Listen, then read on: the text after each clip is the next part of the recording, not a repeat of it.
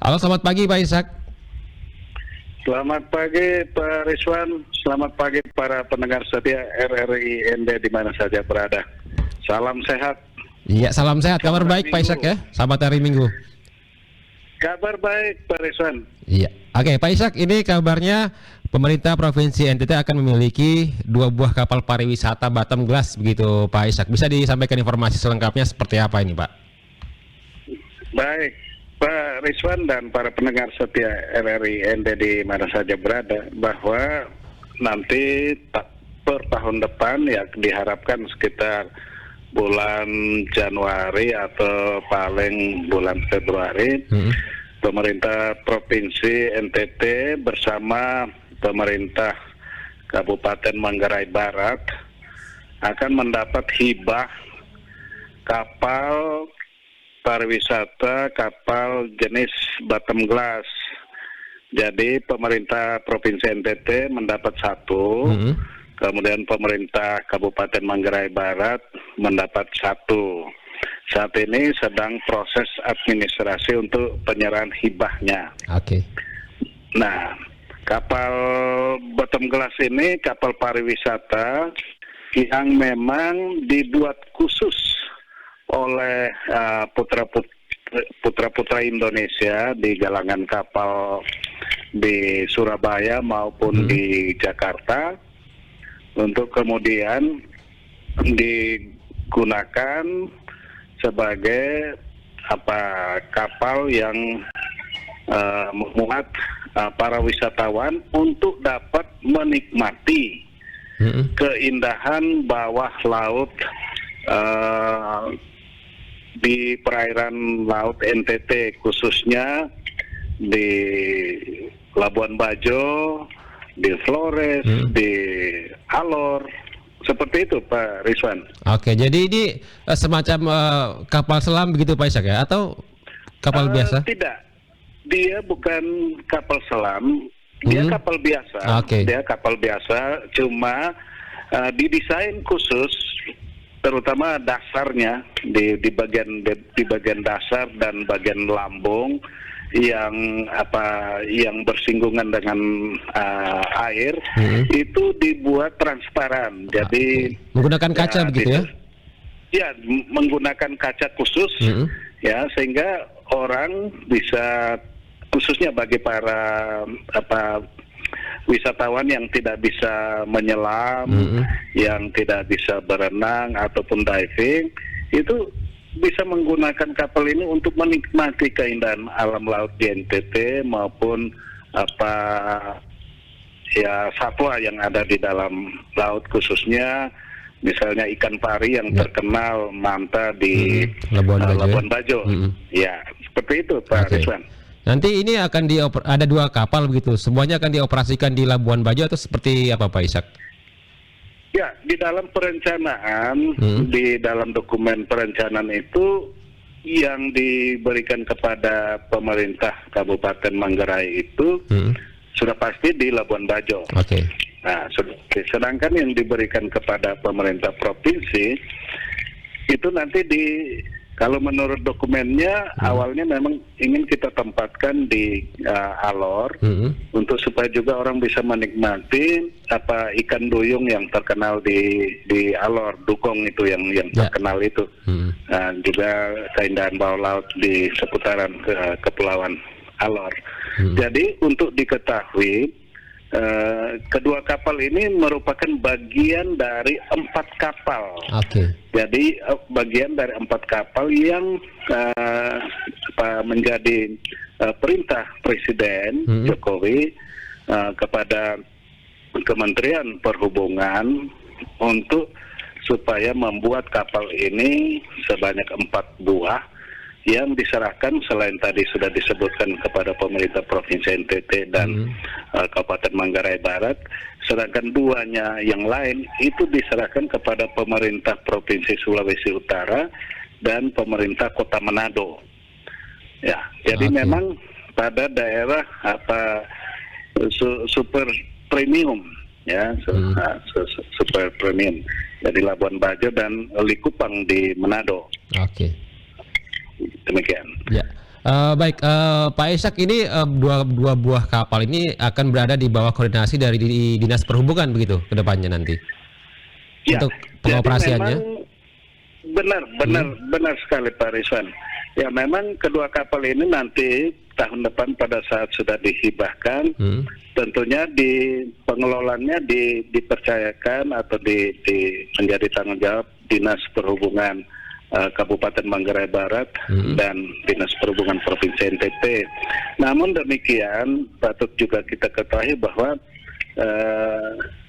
pemerintah dalam hal ini Dinas Perhubungan juga harus mengakui bahwa kita juga belum memiliki sumber daya yang memang mumpuni untuk menangani kedua kapal ini. Apalagi ini kapal bukan seperti kapal-kapal umumnya.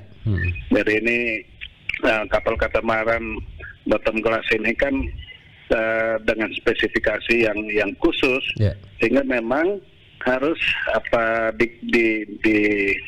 dioperasikan, dikelola oleh orang yang benar-benar yang sudah paham. Oleh karena itu pemerintah melalui perusahaan-perusahaan yang membuat kapal ini sudah bersurat kepada kedua pemerintah baik provinsi maupun Manggarai Barat untuk segera mengirimkan sumber daya manusia, dalam hal ini mereka yang memenuhi syarat paling tidak punya ijazah ANT 4, itu biasa di orang sekolah pelaut itu sangat familiar dengan istilah itu, untuk dididik, dilatih dengan kapal baik di Surabaya maupun di Jakarta, untuk kemudian nantinya bisa mengoperasikan kedua kapal tersebut. Nah, karena itu saat ini kedua pemerintah baik provinsi NTT maupun Manggarai Barat sedang mempersiapkan segala sesuatunya, mencari orang-orang. Jadi dalam hal ini juga sebenarnya kita membuka lowongan ya sebetulnya kepada para pemuda-pemuda kita di NTT yang memang punya sertifikasi untuk itu, sebut saja sebagai sekolah pelaut. Mari datang, dan kalau memang mereka memenuhi syarat-syarat itu bisa kita kirim segera ke Surabaya dan Jakarta untuk dididik, untuk kemudian nanti mengoperasikan kedua kapal ini. Itu paling tidak yang langkah awal yang segera ambil, karena memang kapalnya akan segera datang. Langkah-langkah lainnya kita juga memikirkan, karena memang tidak mungkin kedua pemerintah ini langsung mengelola, karena memang selain memang bidang tugas kita memang sedikit berbeda karena mengurus kapal dengan kita di kantor, itu kita harus pahami. Kita juga memikirkan untuk bagaimana kita bisa bekerja sama dengan pihak ketiga, pihak swasta yang memang sudah punya pengalaman di bidang mengurus kapal-kapal, khususnya kapal-kapal wisata. Jadi kita sedang menjajaki kemungkinan-kemungkinan seperti itu, Pak Rizwan. Dan untuk tenaga yang akan mengoperasikan ini nanti dibutuhkan berapa orang kira-kira, Pak Ishak? Sesuai dengan surat yang kami terima, masing-masing kapal itu sekurang-kurangnya mereka minta 10 orang ya? 10. Ini ukurannya cukup besar begitu, Pak Ishak ya? Kapal ini kan punya daya tampung 46 penumpang. Jadi paling tidak membutuhkan tenaga ABK-nya itu kurang lebihnya 10 orang ya. Jadi kapalnya kapal besar, Pak Rizwan.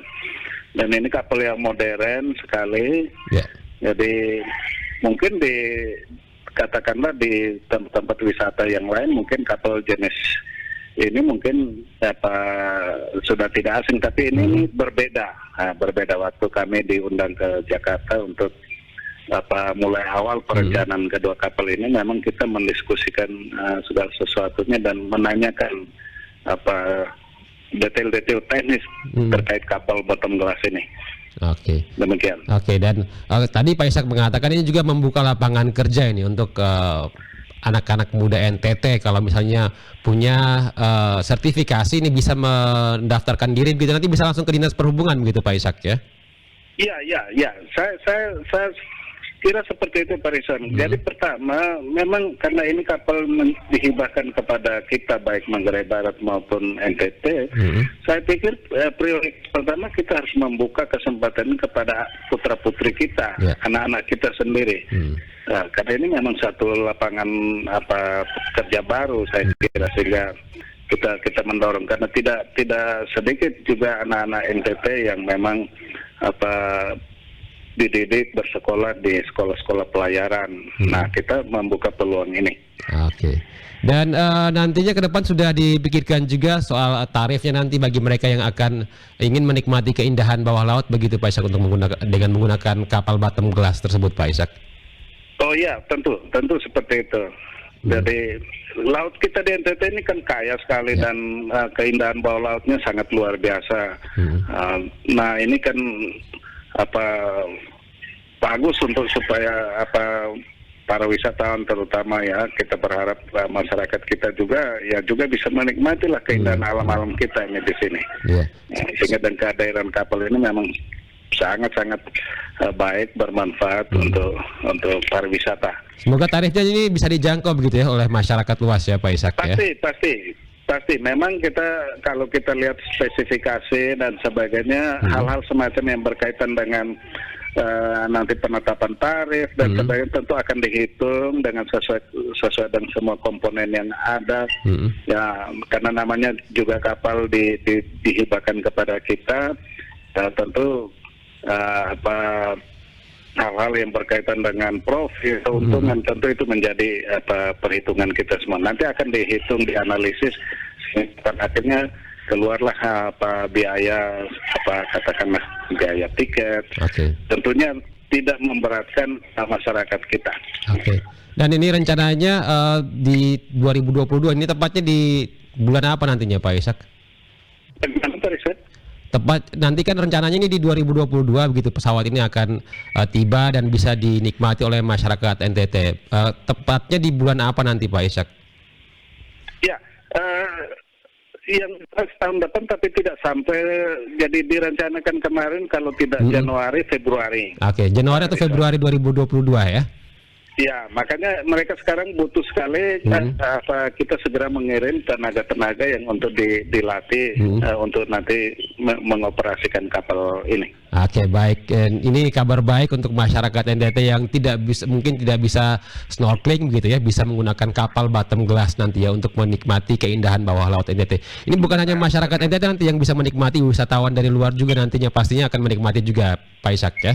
Ya betul Pak Rizwan. Dan ini tentunya akan semakin menunjang pariwisata laut ya di NTT ke depannya. Diharapkan begitu. Jadi nanti kalau sekiranya animo wisatawan besar, dan tentunya pasti pemerintah akan menyiapkan lagi untuk pembangunan kapal-kapal bottom glass berikutnya. Baik. Pak Ishak, terima kasih informasinya bersama RRI ND pagi ini. Ini sukses untuk upaya untuk menghadirkan kapal bottom glass ini Pak Ishak ya.